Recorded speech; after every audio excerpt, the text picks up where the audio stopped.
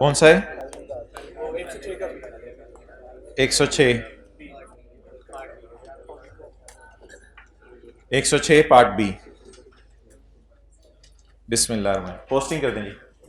Are E debit, R E credit, R E credit, ये post हो गया। Debtor credit कर दें। कितने से?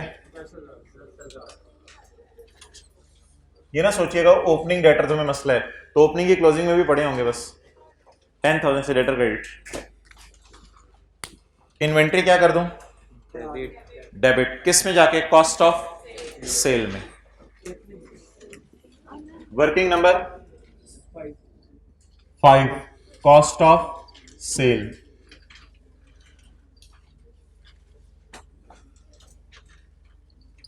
मेरे भाइयों, पिछले साल के क्लोजिंग स्टॉक का मसला पता चला है या हमारे साल के क्लोजिंग स्टॉक का? पिछले साल के क्लोजिंग स्टॉक का। इसे कहां सही करूं? ओपनिंग में, हमारे साल के ओपनिंग में। डेबिट करने का मतलब बढ़ाना 8,333।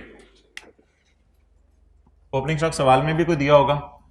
ये हमारा वो स्टॉक है जो हमारा था, हमने डाल लिया हुआ था सेल में, लेकिन हमारा सेल नहीं हुआ था और किसी के पास अमानत के तौर पे पड़ा हुआ था और वो वापस कर सकता था, तो मैंने सेल से उल्टाकर स्टॉक में डाल लिया। याद रखिएगा, जो आपकी सेल नहीं होती ना, फिर वो आपका क्या होता है?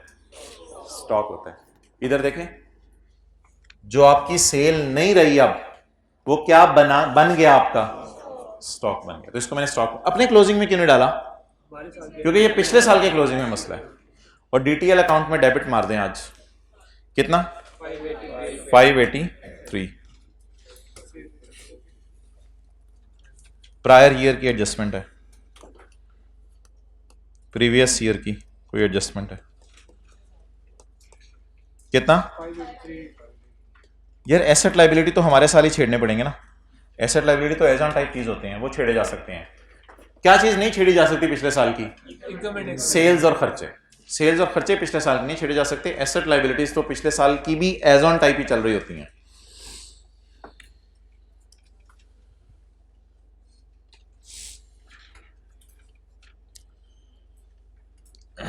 जी, -10, +8,333 और +583 कहां चला गया? रिटेन्ड अर्निंग में। डेटा क्रेडिट हो गया 10,000 से, इन्वेंट्री डेबिट हो गई और डीटीएल क्या हो गया? डेबिट हो गया। पॉइंट 2 पढ़ें जी। एक्सपोर्ट लाइसेंस की अमोर्टाइजेशन निकाल दें।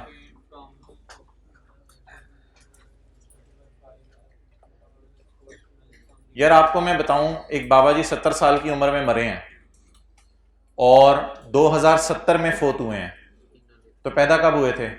2000 में। इनटेंजिबल की लाइफ दी हुई है और लाइफ का आखिरी दिन दिया हुआ है। डेट ऑफ परचेज जरा खुद निकाल लें, फिर मैं कराता हूं। Date of purchase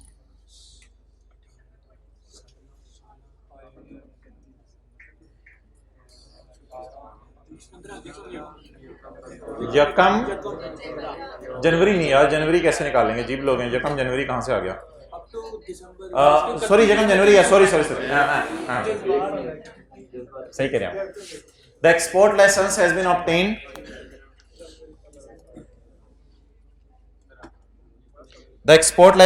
obtained for exporting a and it is effective for 5 years up to 31 दिसंबर 19, 18, 17, 16, 15, यकम जनवरी 15।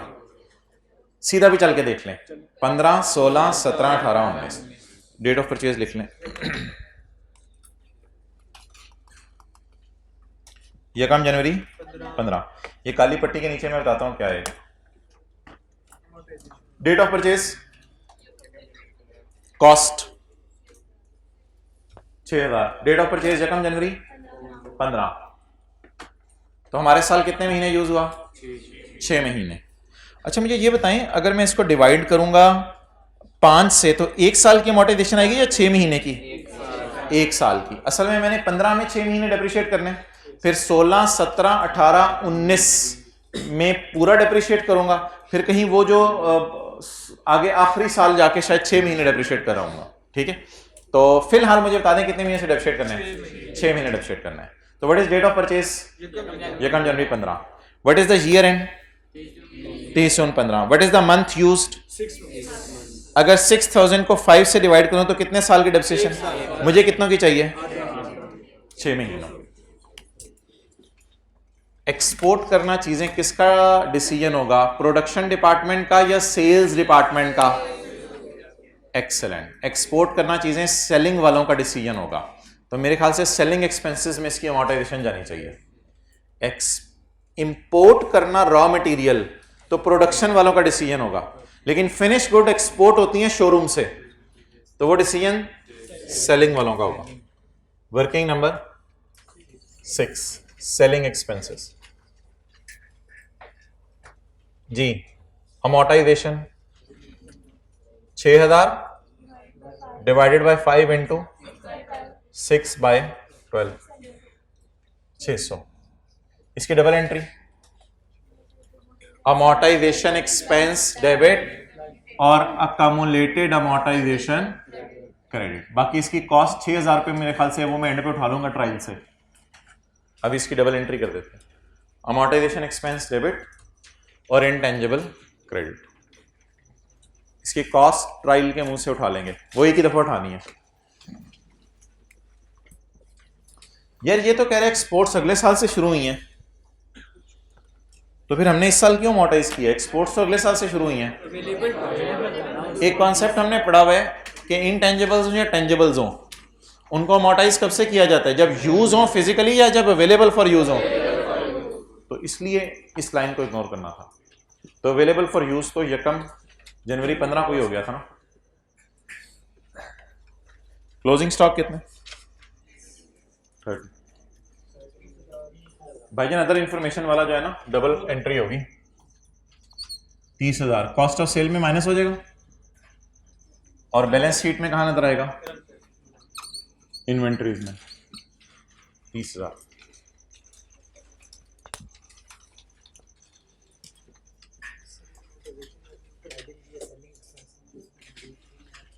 चीजें एक्सपोर्ट करना सेलिंग डिपार्टमेंट का डिसीजन होता है।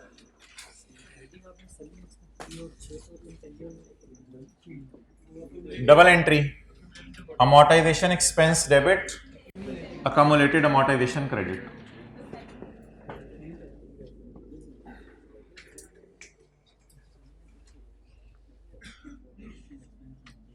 डबल एंट्री करनी है ना, इस तरह समझ लो, एसेट बुक वैल्यू पे मेंटेन कर लो, expense debit asset credit. Asset का ब्रॉड डाउन आपने लिखवाने जो ट्रायल में नजर आ रहा है वो लिखवा दो, तो 6000 होगा ताकि वो 5400 पे नजर आने लगे। तो इसको इस तरह समझ लो, इसी साल खरीदा है, cost minus depreciation is equal to book value. अच्छा, आखिरी चीज ही, ट्रायल के फेस पे जाएं, पीपी अलग अलग नजर आ रहा है या इकट्ठा नजर आ रहा है? ओहो, आज तक तो पीपी अलग अलग नजर आता था, लेकिन इधर इकट्ठा नजर आ रहा है 86 का, ऐसे ही है ना? और अकमुलेटेड डेप्रिसिएशन नजर आ रही है 12,000।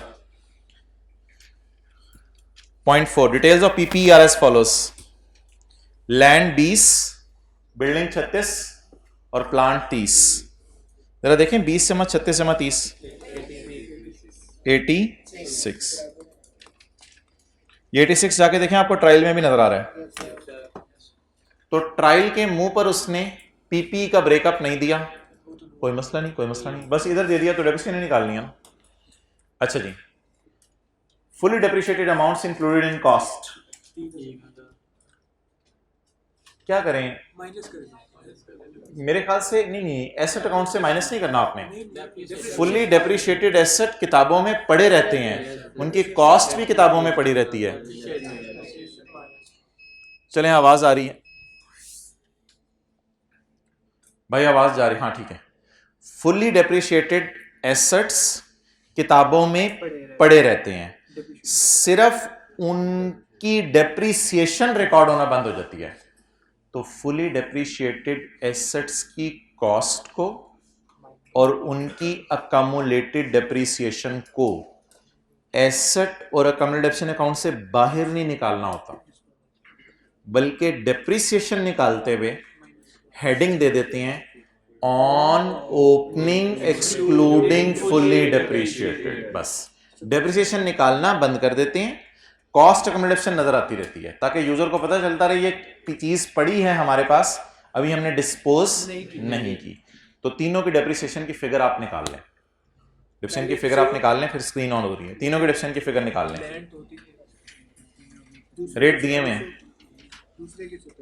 फुली डेप्रिशिएटेड को खुदा के लिए एसेट अकाउंट से बाहर ना निकाल दीजिएगा। 36,000 को डिवाइड करें 20 से, 1800, बिल्डिंग डिप्रेशन आ गई 1800। 30,000 को डिवाइड करें, सॉरी 30,000 माइनस 3, 27,000 को डिवाइड करें 10 से, 2700। Next, the company uses straight line method for charging. Depreciation is allocated to manufacturing, distribution and admin. Okay. एक वर्किंग में खोला हूं नई, ले आओ अब कैमरा इधर से नजर आने लग गया उधर। वर्किंग 7 एडमिन, कौन से एक्सपेंसेस जी? एडमिन।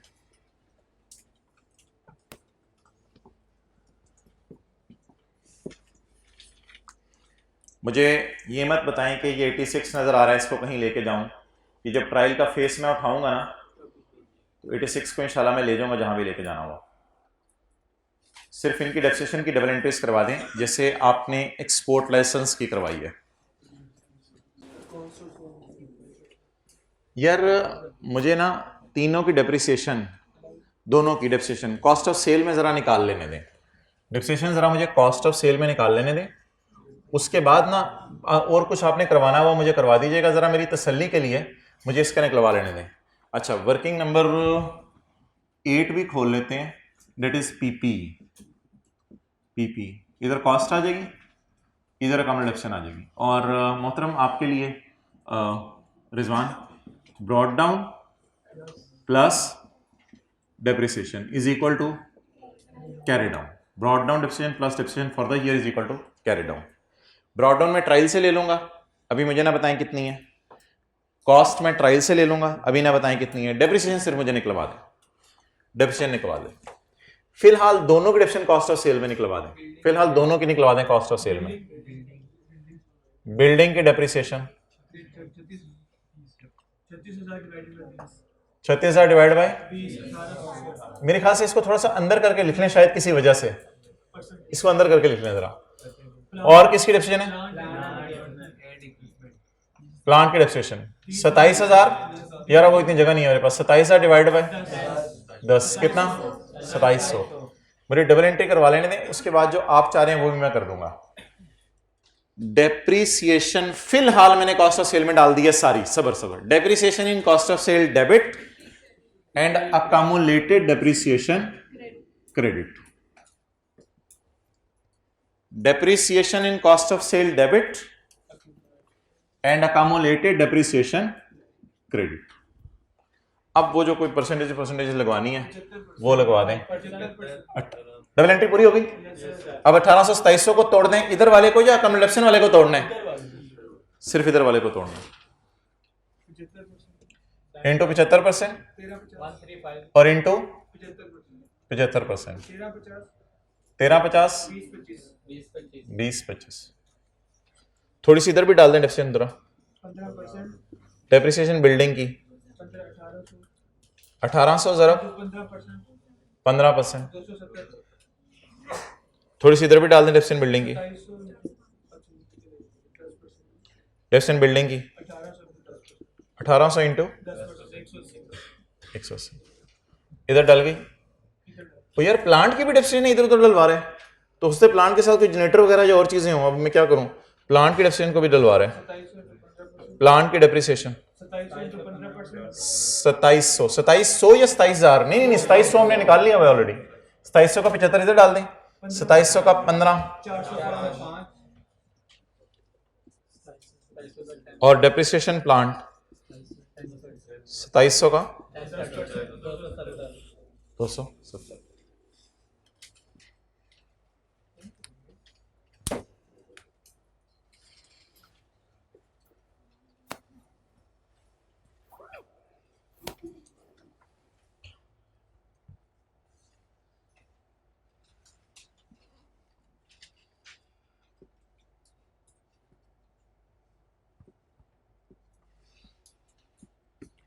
किसी एक जगह डेफिशिएंट निकाल लिया करें, कॉस्ट ऑफ सेल में जाकर डेफिशिएंट निकाल ली और डबल एंट्री कर दी, बाद में फिर टोटे टोटे खुद ही कर लिया करें, टुकड़े टुकड़े करने।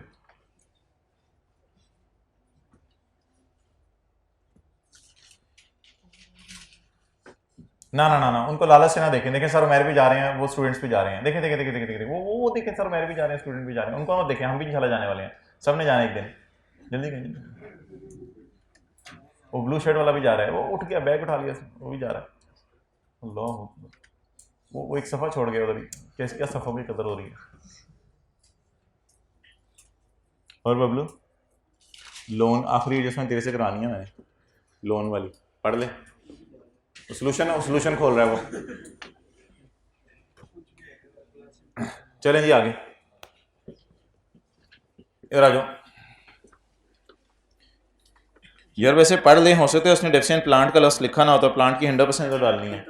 नहीं, डेप्रिसिएशन फिर दोनों की होगी, deficient is to be allocated to फला फला। 6 मिलियन का लोन करंट में डाल दें, मुझे भी लोन पता ही नहीं कितना है, मुझे भी लोन पता ही नहीं कितना है, छोड़े परे, खैर है ट्रायल में ना जाए यार, छोड़े परे। 6,000 का कहाँ डाल दें, यहां से निकाल के इधर डाल दें 6,000 का लोन, वो ट्रायल में देख लेंगे लोन कितना आ रहा है।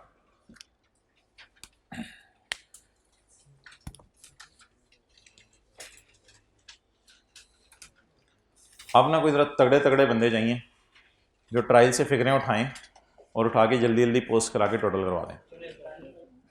कौन जा रहा है? दानिश जा रहा है। अच्छा, दानिश चाहिए, तगड़े तगड़े बंदे चाहिए, ट्रायल से फिक्रें उठाएं और उठा के डालते रहें। लेकिन अगर पेपर को छीनने लगे ना आपसे तो उसे ज़रा 2 मिनट ट्रायल वाली फिक्रें पहले लिख दीजिएगा ताकि इजी मार्क्स आ जाएं आपके। जी भाई चले, मैं इधर बार बार नहीं आ रहा। अब सेल कितनी है यार? सेल में तो एरर थी। ओहो, वो तो पिछले साल की सेल में एरर थी ना, वो तो पिछले साल की सेल में एरर थी। आगे चलें ना ना रिजवान, अब नोट नहीं करना साथ साथ। अब आप मुझे अब आप मुझे जो है वो 5 मिनट दे दें ताकि मैं जाऊं घर, फिर आप जाने और वाइट बोर्ड जाने। अच्छा, सेल हो गई, उसके बाद आगे क्योंकि आप लोगों ने भी पिकें लेनी है। मैन्युफैक्चरिंग कॉस्ट कहाँ डालनी है? कॉस्ट ऑफ सेल में कितना? 1 लाख। ट्रायल में कितनी आ रही है? सर देखते रहें यार, थोड़ा सा नोट ना करें, क्या जल्दी है, देखते रहें। मैं अगर आपको ज्यादा मसला हो रहा है तो मैं रुक जाऊंगा जब तक आप नोट नहीं करेंगे। आपको यही है ना, मैं सर चले जाएंगे और मैं रुक जाऊंगा। मेरा पता भी कोई नहीं। कितना? 30,000 ओपनिंग स्टॉक। आगे इंटरेस्ट ऑन लोन। यार मुझे इनर कॉलम में लिखने थे, पता चले कोई और चीज भी आ जाए। आगे प्रोविजन फॉर टैक्स, फारग हो गया। Advance income tax, prepaid tax. यार ये सुन लें सारे, यार ये सीटीपी से नेट ना करें, बड़ा मुश्किल होता है एफबीआर से नेट करवाना, बड़ी इजाजतों के बाद एफबीआर नेट करता है। ये नेट ना कीजिएगा, इतना मैंने हुकूमत को देना है, इतना दे दिया हुआ है, बाकी नेट करना है। तो हुकूमत साल के मिड में बंदे भेज के ले लेती है टैक्स, लेकिन नेट ज़रा मुश्किल से ही हुकूमत करवाती है। फिर हो जाता है नेट, लेकिन बड़ी मुश्किल से होता है, इसलिए एसेट और लायबिलिटी को अलग अलग शो करें। इस तरह की एक और चीज़ हमने की थी, रीइंबर्समेंट। P&L में हम नेट कर देते थे और बैलेंस शीट रिसीवेबल अलग नज़र आता था, प्रोविजन अलग नज़र आती थी।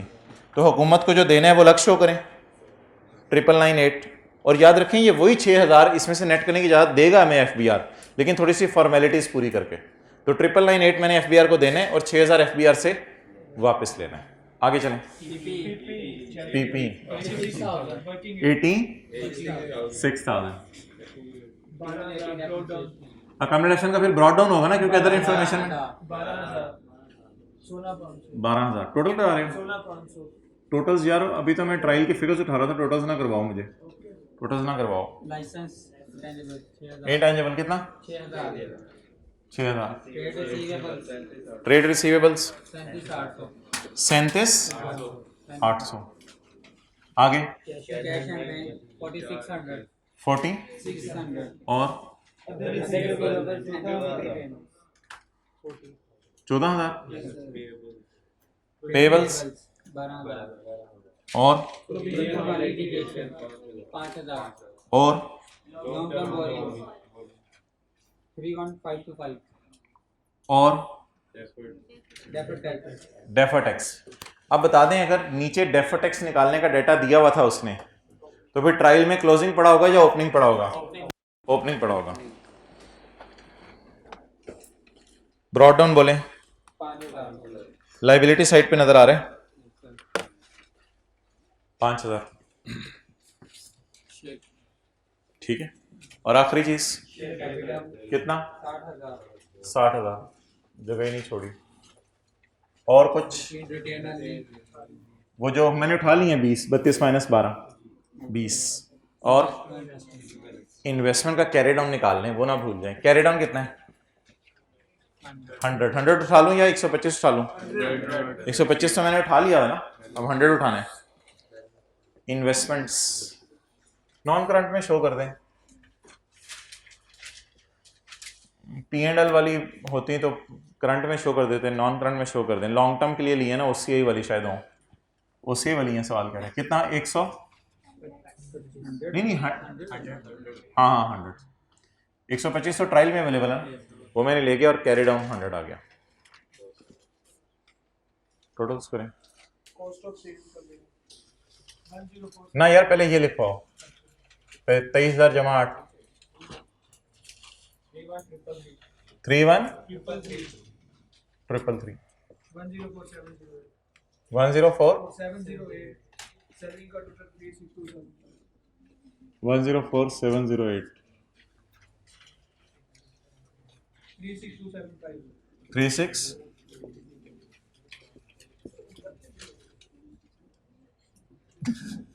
36 275 36275 30450 30। अब ये वर्किंग के रेफरेंस डाल लीजिएगा। Finance cost, other expenses, other income 0, GP 95,292 PBT निकला हुआ है। पीबीटी जरा चेक कर लें, यही आ रहा है। पीबीटी चेक कर लें, यही आ रहा है, यही आ रहा है।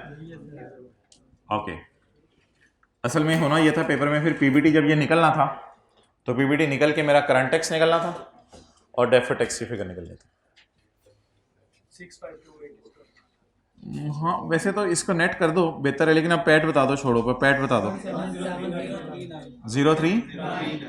यार इन दोनों को ना अभी टोटल ना करें, वो टीसीआई फिर पता नहीं, टीसीआई डायरेक्ट तो कहीं जाता नहीं, तो काले और नीले को आप ले जाएं इस तरह पकड़ के 17039।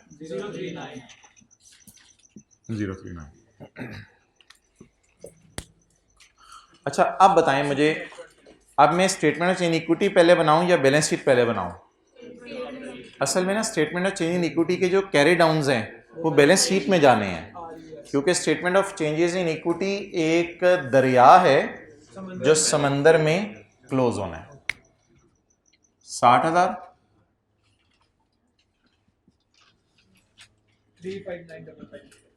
35,955 ये नेगेटिव 16 ही जाएगा। इक्विटी में नेगेटिव चीजें आती हैं, रिटेन्ड अर्निंग की जगह भी रिटेन्ड लॉस आ सकते हैं पेपर में, ये नेगेटिव 16 ही जाएगा। फेयर वैल्यू रिजर्व 35,955 कल आपने मुझे ज़रूर याद करवाना है कि मैंने पिछले साल के करंट टैक्स की गलती इस साल के P&L के मुंह पे सही की है, और पिछले साल की सेल की गलती ओपनिंग रिटेन्ड अर्निंग में सही की है। कल ज़रूर याद कराना है ऐसा क्यों किया है आपने। फिर मैं आपको ये सेट रिवाइज कराऊंगा कि ये चेंज इन एस्टीमेट है और ये प्रायर ईयर एरर है, लेकिन ये बात ज़रूर कल याद करानी है। पिछले साल के टैक्स की गलती मैंने यहां सही की है P&L के मुंह पे, P&L के मुंह पे सही की है पिछले साल की टैक्स की गलती, और पिछले साल की सेल की गलती ओपनिंग रिटेन अर्निंग में सही की है। अच्छा, PP 69500 पीपी कितना है? 69500 69 500।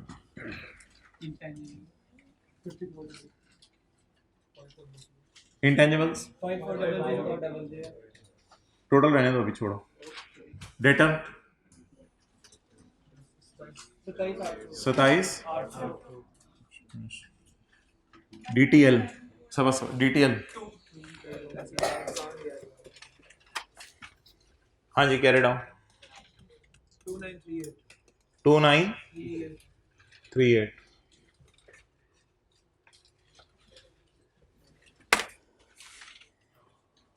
कल ये भी आपने मुझे याद कराना है कि कुछ चीज़ें ऐसी होती हैं ट्रायल में जिनके ओपनिंग बैलेंस आ रहे होते हैं। आपको कैसे पता चल जाता है ये ओपनिंग है? हमें तो दिखने में क्लोजिंग लग रहे होते हैं।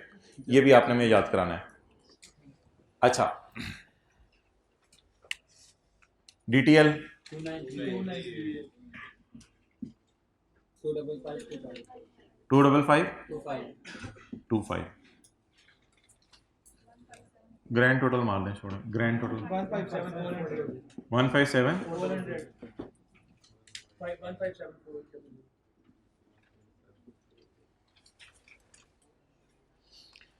बड़ों से हमने सुना था कल का काम आज का काम कल पे ना डालो।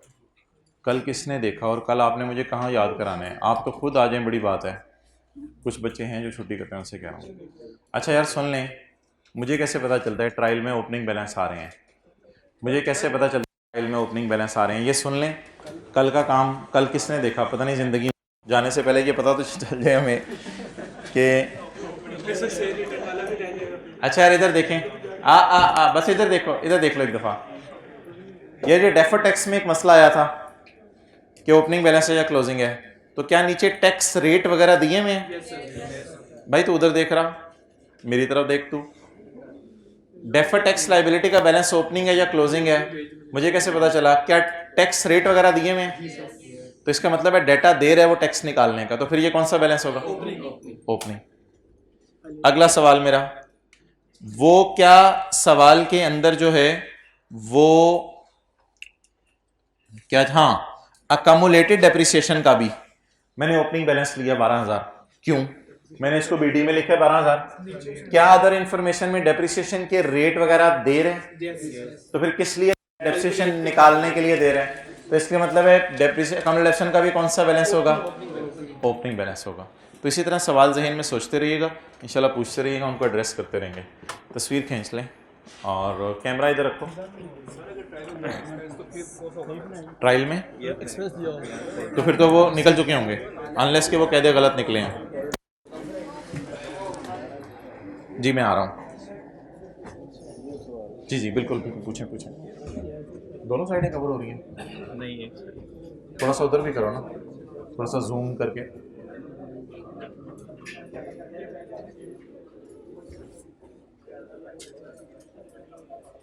नहीं थोड़ा कम करो ना, तो इतना उधर क्यों शो कर रहे हो? क्या फ़ायदा है उधर वाइट? हाँ जी ठीक है जी, अल्लाह हाफ़िज़।